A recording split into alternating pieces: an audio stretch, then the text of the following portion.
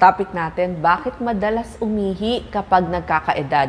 Mapalalaki, mapababae. Ang tawag ho niyan, ihi ng ihi. Frequency, frequent, ibig sabihin madalas magpunta sa banyo. Or urgent, kailangan ng pumunta sa banyo, nagmamadali.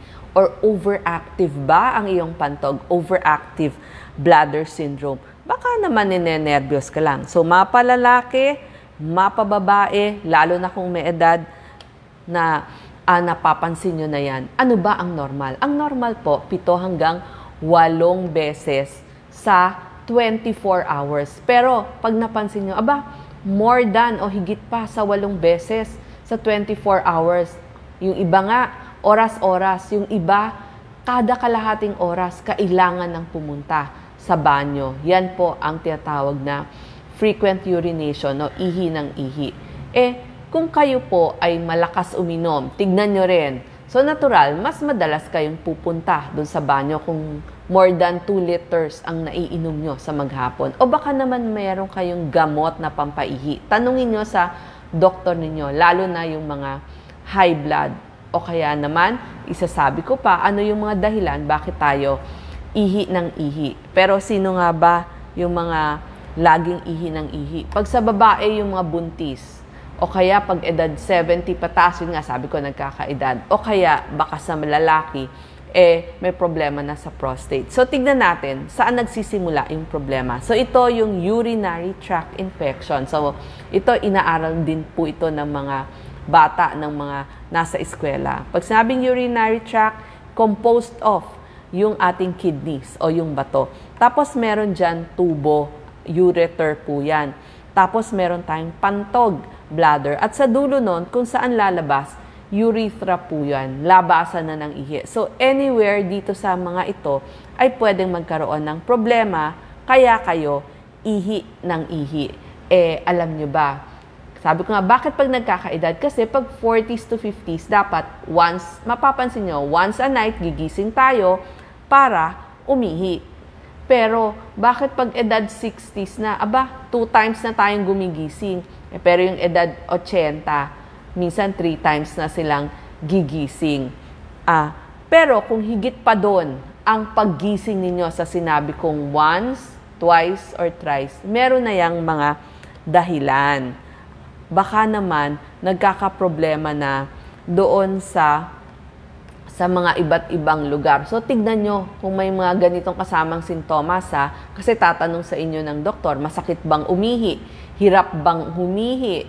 Tapos may leaking, parang may tumatagas, nababasa yung panty at brief nyo. Tignan nyo rin yung kulay ng inyong ihi. Baka naman kulay tsaa na yan, hindi nyo pa pinapansin. Meron bang discharge ang mga babae? O kaya naman, hindi lang babae pati lalaki, tignan nyo kung nagkakaroon ng discharge dun sa inyong underwear. May lagnat ba? May pagsusuka ba? Nanginginig ba kayo? O chills? Masakit yung balakang, low back pain? O masakit dun sa may puson o sa buong tiyan nyo? Nagkasama na nga yung pagsusuka. So, itatanong yan lahat ng doktor ninyo. Kasi nga, baka isa dito ang dahilan ng inyong problema. Pag problema dun sa pantog, cystitis. Pag problema dun sa kidneys, may tinatawag tayong pyelonephritis. At pag doon sa dulo, sa labasan, urethritis. So yan po yung mga sakit na pwedeng makuha. Pero talaga, UTI ang number 1, kaya highest yield, umaakyat po doon sa kababaihan. Ang iba pa pong mga causes, pag sa kababaihan, may tinatawag tayong vaginitis, yung yeast, bacterial vaginosis o trichomonas.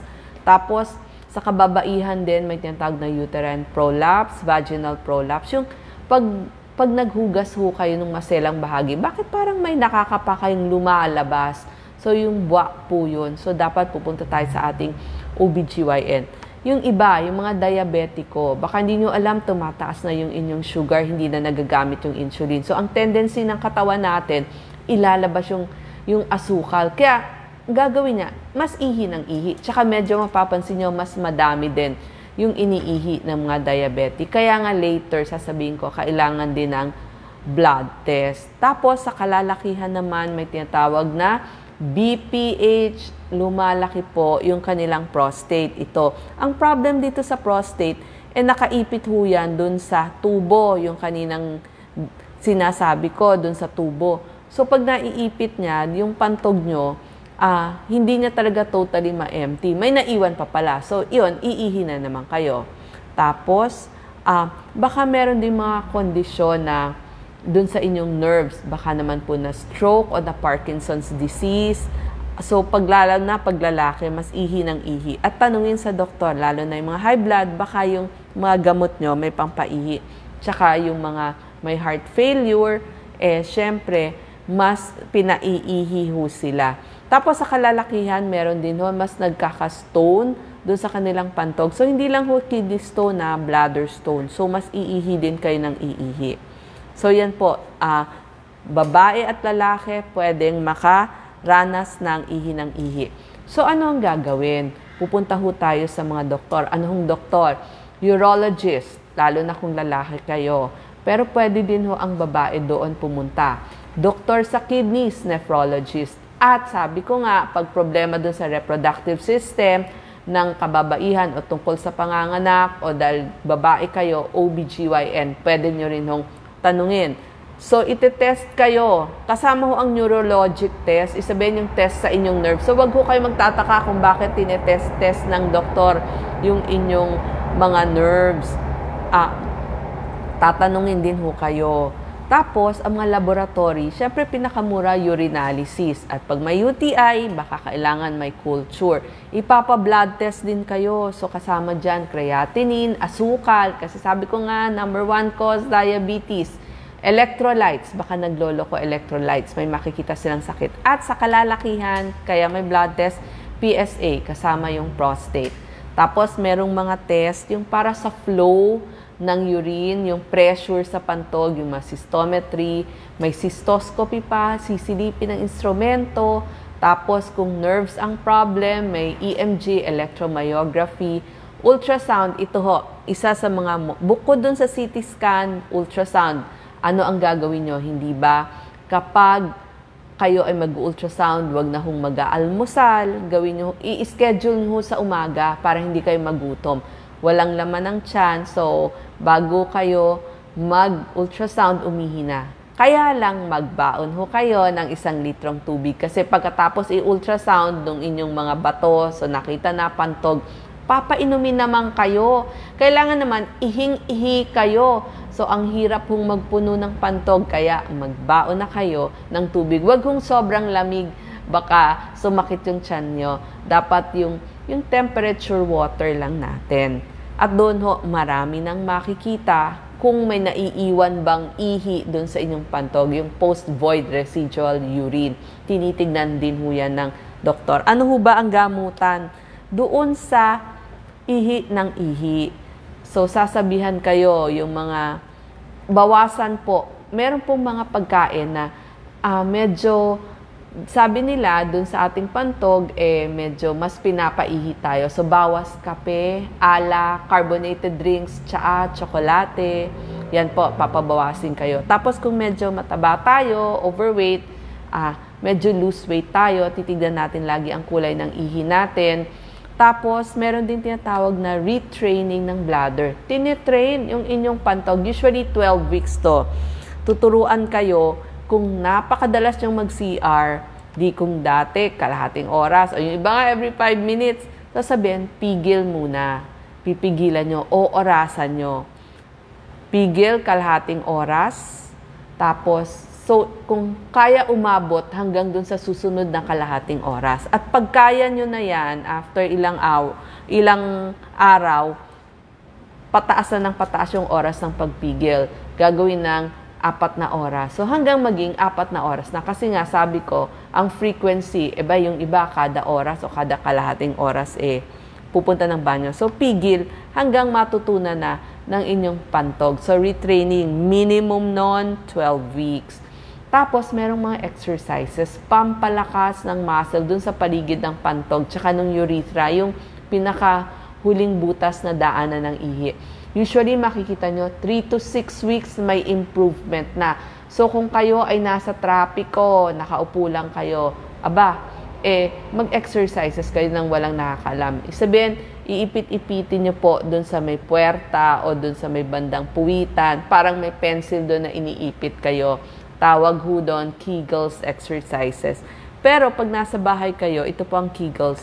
Taas, baba po yung inyong puwitan. Ganyan. Yan. Tapos, taas, count ng 1 to 10, baba. So, 5 repetition.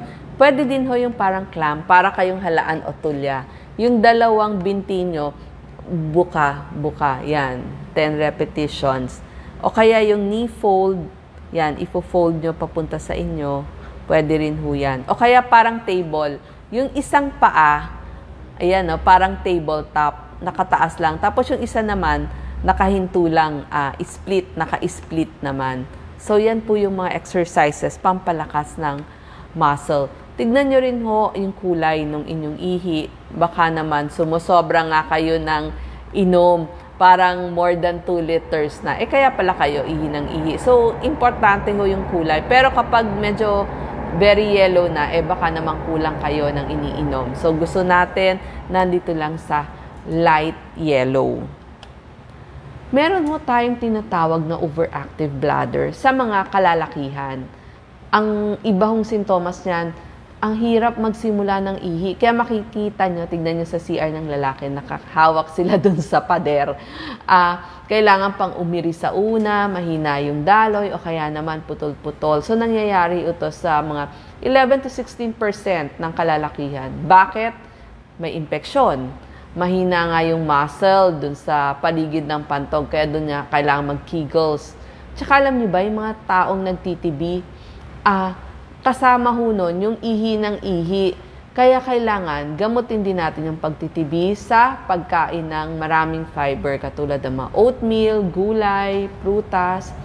Tapos, baka medyo mataba, kailangan magpapayat tayo. Tsaka, yung iba nga baka may neurologic disease, halimbawa yung mga Parkinson's. So, punta po tayo sa ating neurologist. Tapos, sa mga kababaihan naman, meron naman, hindi naman mapigil yung kanilang ihi, walang control, kawalan ng pagpigil. Actually, mas twice nararanasan ng mga kababaihan to kaysa sa mga kalalakihan. More common. Bakit? Kasi nanganak yung mga babae. At saka, pag nagme-menopause na sila. 2 klase po yung bakit lumalabas yung ihi. May tinatawag na stress incontinence. Tumutulo siya, lalo na kapag tumawa, umubo, di ba pag ubong-ubo tayo, lalo na pag may ubo-sipon ka, bumahing, o nag-exercise, o may binuhat. At meron din na tawag na urge incontinence, yung bigla na lang kayong naiihi at kailangan nyo ng magbanyo.